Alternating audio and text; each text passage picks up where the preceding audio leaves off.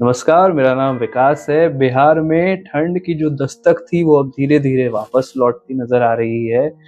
Normal मौसम हो चुका है, धूप निकल रही है, लेकिन मौसम का जो पारा है वो कितना भी नीचे जाए, कितना भी ऊपर जाए, बिहार का सियासी पारा जब ऊपर जाता है ना तो उसके टक्कर में ना आस-पास कुछ नहीं नज़र आता है।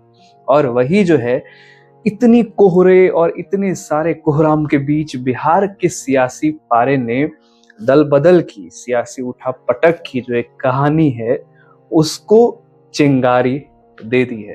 दोस्तों, मैं बात कर रहा हूँ बिहार विधानसभा के बाद के सियासी घमासान की।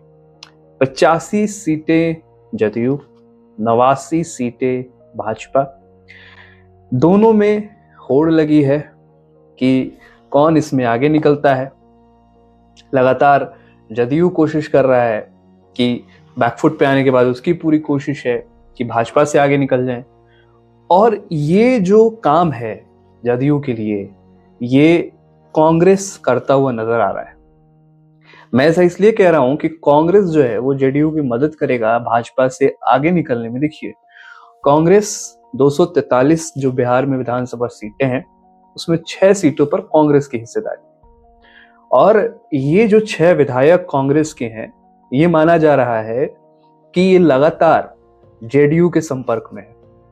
अब दोस्तों, कल जो तेज प्रताप यादव के यहाँ पार्टी हुई, जो दही चूड़ा भोज हुआ, जो सियासी दोस्ती, पुरानी दोस्ती, तमाम तरह की बातें हमें देखने को मिली, तस्वीरें सामने आई, उसके बावजूद ये कांग्रेस को लेकर एक नई बात सामने आ रही है। दही चूड़ा पार्टी हुआ था कल, बहुत जगह पर दही चूड़ा का भोज हुआ था, और उसमें कांग्रेस के जो 6 विधायक हैं वो कई जगह से नदारद नजर आए थे। और इसी को लेकर के ये वजह ये बताई जा रही है कि पार्टी के अंदर, पार्टी के कार्य प्रणाली से, अपनी ही पार्टी यानी कांग्रेस के कार्य प्रणाली से ये जो 6 विधायक हैं, जो जीते हुए विधायक हैं नवनिर्वाचित, वो खुश नहीं है। सदाकत आश्रम में दही चूड़ा का भोज रखा जाता है, पार्टी रखी जाती है, और संगठनात्मक कार्यक्रम में इन 6 विधायकों की लगातार जो अनुपस्थिति रही ना, उसने इन अटकलों को, जो मैंने कहा कि 6 विधायक कांग्रेस के जेडीयू के संपर्क में हैं, उन अटकलों को हवा दे दी है। और बिहार का जो सियासी पारा है, मुझे कभी कभी ऐसा लगता है कि बिहार के विधायकों को जितनी ठंड बिहार के लोगों को लगती होगी, उतनी विधायकों को नहीं लगती होगी। ये जो राजनीति में जो लोग दिलचस्पी रखते हैं ना, उनको नहीं लगती होगी। पारा इतना गर्म रहता है कि देखिए, 6 विधायक जो अभी जेडीयू के संपर्क में, ये 6 विधायक हो गए। अब बात करते हैं राष्ट्रीय लोक मोर्चा के विधायक, जो कि रामेश्वर महतो, माधव आनंद और आलोक कुमार सिंह, ये भाजपा के संपर्क में बताए जा रहे हैं। भाजपा 89 पर है, 3 विधायक आएंगे तो भाजपा 92 हो जाएगी। जदयू अभी 85 पर है। अगर 6 विधायक जदयू के पास आते हैं, जो कांग्रेस से बताया जा रहा है कि ये कांग्रेस के 6 विधायक जदयू के संपर्क में हैं, तो जेडीयू भी एक अच्छे खासे नंबर पर आ सकती है। और ये जो तमाम तरीके की बातें चल रही हैं, एक जो है वो पूरे विपक्ष से ही विपक्षी पार्टी के विधायकों को अपनी ओर खींचने में लगा हुआ है। एक एनडीए के अंदर से ही अपनी ही दल के अंदर के एक पार्टी को अपनी ओर खींचने में लगा हुआ है। अब देखने वाली बात ये होगी कि कौन से ऐसे विधायक हैं जो जदयू की तरफ जाते हैं, कौन से ऐसे विधायक हैं जो भाजपा में, आरएलएम के वो विधायक आएंगे कि नहीं। हालांकि माधव आनंद ने तो मान लिया है, स्वीकार कर लिया है। दीपक प्रकाश, जो राष्ट्रीय लोक मोर्चा उपेंद्र कुशवाहा के पुत्र हैं, उनको अपना नेता मान लिया है। ग्राम पंचायत विभाग के मंत्री हैं दीपक प्रकाश, और उन्हें मान लिया है कि वो नेता है, क्योंकि ये भी बातें हो रही थी कि दही चूड़ा लिट्टी चोखा भोज जो उपेंद्र कुशवाहा ने रखा था, उसमें उनके विधायक, तीनों विधायक नहीं पहुंचे, और वो विधायक पहुंचे हुए थे नितिन नवीन से मिलने के लिए। तो ये भी बातें हो रही थी कि क्या दल बदलेंगे, लेकिन अभी भी ये पूर्ण रूप से स्पष्ट नहीं हुआ है कि वो दल मतलब नहीं बदलना, अभी भी वो नहीं है कि स्पष्ट नहीं है कि नहीं बदलेंगे। ये कभी भी हो सकता है। और अगर ऐसा होता है तो भाजपा और जेडीयू के बीच का जो नंबर गेम है, ये बिल्कुल या तो सामान्य हो जाएगा या फिर जदयू एक बार फिर से बिहार में बड़े भाई की भूमिका में नजर आएगी, जहां अभी भारतीय जनता पार्टी खड़ी है।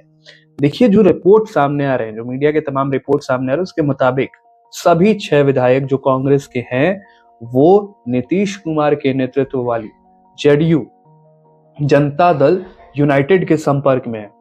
और यदि ऐसा होता है कि ये 6 के 6 विधायक जेडीयू में आ जाते हैं, तो एक चीज तो ये होगा कि जेडीयू एक बार फिर से बड़े भाई की भूमिका में आएगी, और दूसरी चीज ये होगी कि कांग्रेस की जो थोड़ी बहुत भी एक बिहार में प्रतिनिधित्व की क्षमता दिखाई दे रही है इन 6 विधायकों से, वो पूरी तरीके से खत्म होती नजर आएगी।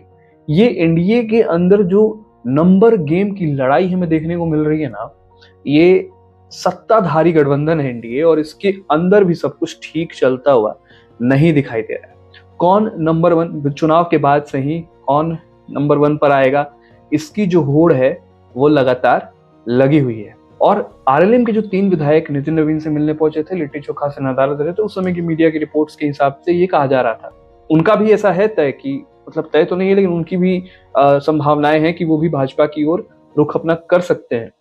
और उनका ऐसा था कि पार्टी के अंदर जो चीजें चल रही थी उसको लेकर के असंतोष जो था, मुख्य वजह था कि जैसे कुशवाहा द्वारा अपने बेटे को कैबिनेट में शामिल करवाया गया, तो वो एक जो है अचानक से उनको कैबिनेट का हिस्सा बना दिया गया। तो इसको लेकर के जो पार्टी के अन्य विधायक जो निर्वाचित हुए थे वो खुश नहीं थे।